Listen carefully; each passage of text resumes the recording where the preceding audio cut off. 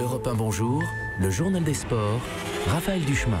Et Jérôme Lacroix à la une ce matin, 7 ans de malheur sur la scène européenne. 7 ans que les Qataris ont pris en main le destin du Paris Saint-Germain avec l'objectif de remporter la Ligue des Champions de football. Dans les 5 ans, on est très loin du compte ce matin.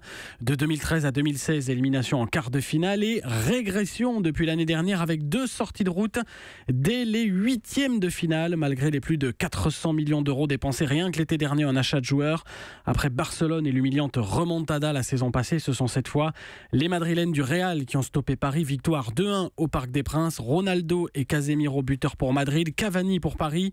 Prestation parisienne insipide, plombée qui plus est par le carton rouge de Marco Verratti peu après l'heure de jeu.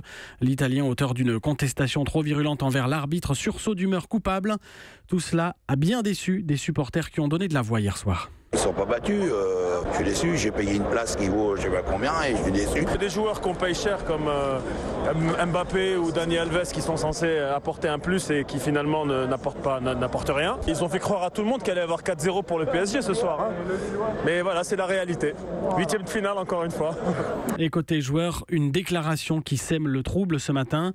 Je lui demande de rester. Appel, comme si c'était nécessaire, du Brésilien Marquinhos à son coéquipier, compatriote et ami Neymar, absent pour blessure. Un qui devrait partir, c'est quasi certain ce matin, c'est l'entraîneur Unai Emery.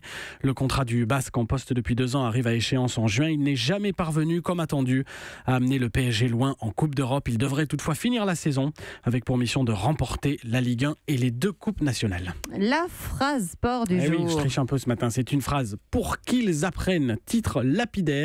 En une ce matin du quotidien sportif madrilène Marca avec ce sous-titre. Le champion d'Europe, donc le Real, remet le PSG à sa place avec une leçon de football. La victoire du Real Madrid, c'est vrai, a aussi été tactique hier soir sans être extraordinaire. Les Espagnols ont maîtrisé sans difficulté les maigres intentions parisiennes et le tacticien salué ce matin, eh bien, c'est l'entraîneur du Real Madrid, Zinedine Zidane. Je pense pas qu'il y a eu faiblesse du PSG. Je pense que match aller, ils ont été très bons. Ils ont bien commencé leur match. On a bien fini nous notre match au match aller.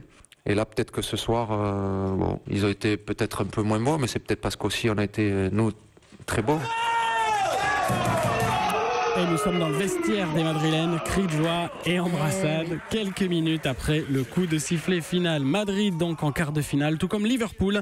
0-0 hier contre Porto, mais les Anglais l'avaient emporté 5-0 à l'aller au Portugal. Une petite histoire du jour oui, pour le la boxeur médaillé d'or olympique Tony Yoka sanctionné pour manquement à la réglementation antidopage. Suspension d'1 an avec sursis. Yoka a manqué 3 contrôles inopinés l'année dernière. Sanction infligée par la Fédération française de boxe qui pourrait toutefois être prochainement alourdi par l'Agence française de lutte contre le dopage.